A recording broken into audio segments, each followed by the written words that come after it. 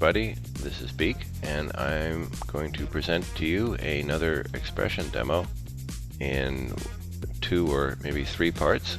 And this one's going to be a little more kind of math class-like in that we're going to try the fundamentals of circular and elliptical motion. And moving on from that, we're going to do something a little bit more interesting, which is to get that transparency channel synchronized, at least somewhat, with our circular motion. These are the expressions we're going to be looking at. By the way, these are the key to circular motion. Sine in radians on one channel, like x, cosine also in radians on another channel, say y, or xz or yz or whatever it is, and that makes circular motion. And time permitting, we will get into doing something very much more interesting, and we will get downright medieval on the transparency channel to get really copious amounts of exact control using our expressions. So, let's get started. And as usual, I would recommend starting with fresh gear. So I'll get rid of those. I will leave this hanging about because it's going to make for a useful guide. Now again, I want to show you this to see what's going on, but I'd much rather prefer that you typed it in yourself, because learning how to do this is the goal of this whole how-to. And it's not about the end result, like let's say, as much as the other ones, but it's about how to get there. Once you know a little bit about how to get there, you're going to feel a lot more comfortable with making these expressions, and the whole thing will seem, like look at this thing at the bottom here, right? It's like a Frankenstein. When you build that up yourself, it becomes familiar, and you can actually decipher that, and this whole thing means something. Okay, well, let's get ourselves an action. And in that action, let's get ourselves some 3D text. Let me put this to fit. And I'll make it a little bit bigger.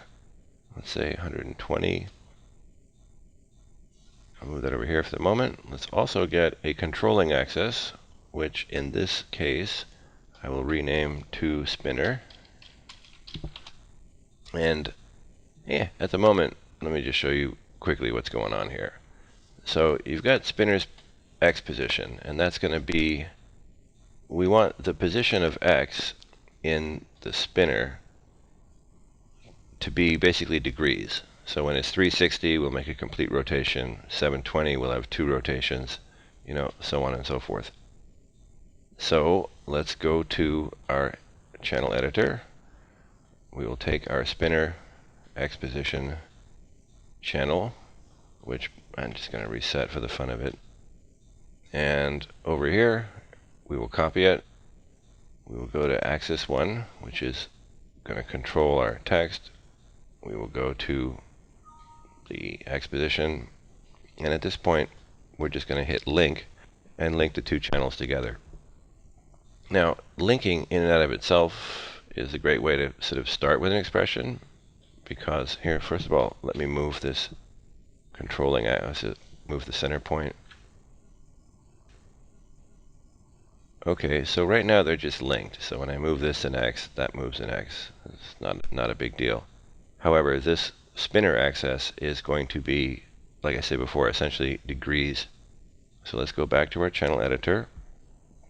Let's grab axis 1, which is controlling our text, and we will highlight that channel, and we will either use the expression button or the right square bracket hotkey. And the first thing we want to do, just talking about best practices for doing expressions, never a bad idea to put parentheses around something that you're going to be operating on more in the future. And you can put as much white space as you like in there. Hit enter, and if it doesn't barf, you've got a valid expression. We will hotkey our way into the expression dialog box again, and we will put a, let's say, cosine, which is a function, so it needs its own parentheses. So make sure your parens match, otherwise you will get Lisp. And by that I mean lost in stupid parentheses. Anyway, hit enter. It accepted it. Good. Hotkey button again. And we'll need to add another function here, and that is degrees to radians, which in action is just called radians. So we want cosine of radians of parentheses. Now we're kind of doubling up on parens, but it's okay. It'll help keep us focused later. Make sure they match. 3 left, 3 right. Hit enter. And so far, so good. Now, as we move the controlling axis, you'll see that actually on Vimeo or YouTube, you probably can't see squat, but that is jumping around between -1 and 1 because, well, it's a unit circle. So the thing to do here is to modify that once again. Hotkey, and at the end of the whole thing, add a multiplier, which is going to be your radius. I'll say 200. Seems like a good idea. Then grab our control axis. Now you see the sinusoidal motion as we move this left or right in its x position.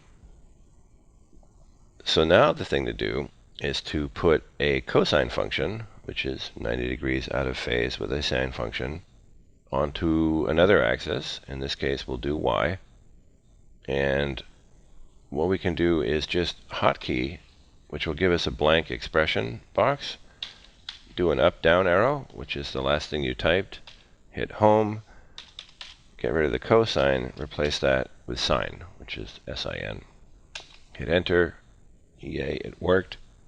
Grab your axis. Now you can see this thing is starting to move in an exact circle. And couple of things I'd like to point out, since we're on the fundamentals of circular motion here, is that our x position has a cosine function. You know, I don't know if this is going to show up better, but if you look, the x has a cosine, and the y channel has a sine. And in a quick experiment, let's just switch those around. So hotkey again into the y channel, go home, get rid of sine, replace it with cosine, and do the opposite for the x channel. Get your expression editor with a hotkey, get rid of cosine and replace it with sine. Now you will see, as I move the controlling axis, it's going in the opposite direction. So now when I move it left to right, it goes clockwise. And, well, I want to show you one more thing real quick, which you can probably already guess, and that is the x channel has a radius, big screen, x channel has a radius of 200. The y channel also has the same radius. Now, if you alter these to, let's say, well, you go hotkey, you go edit, you change 200 to 400. Now as you move this, you're seeing an elliptical motion. And that's basically how to do it. Just change the radius of the sine or the cosine to be different, and you'll get an ellipse as opposed to a circle. So I realize this isn't that thrilling at the moment, but you know, if you learn these basics, it will enter your mind, and one morning when you're taking a shower, you're going to have this breakthrough about how you can solve something with circular motion, and you'll already know how to do it.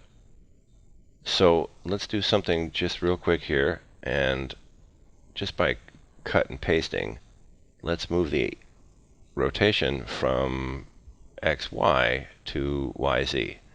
So let's take the Y channel, we will cut it, I'll select the Z channel, we'll paste it. You can copy and paste expressions, by the way.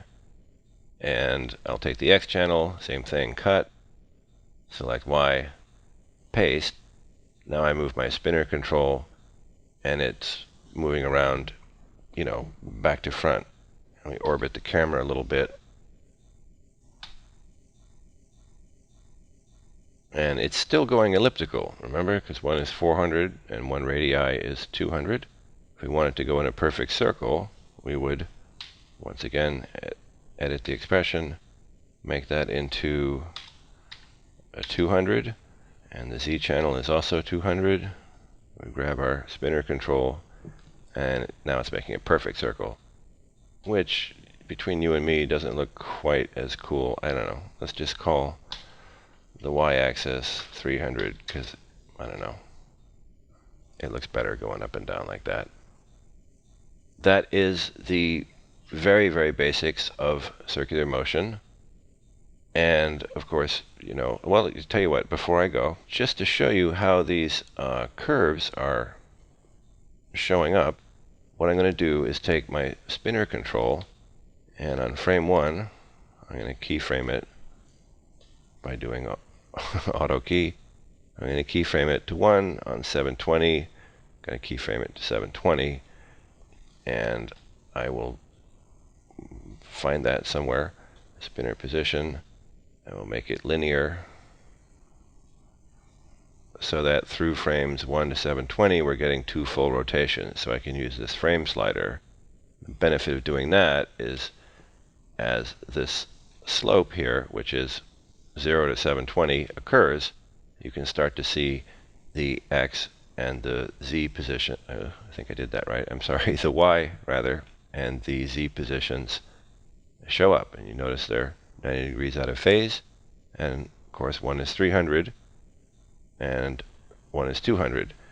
So we have a depth circular motion that is elliptical, and that gives us a lot of control as we build this thing up in the future. So that's pretty much it for chapter 1. Do stay tuned, as things will get much more interesting as we go along. And thank you for watching. My name is Beak, and I will see you on the other side.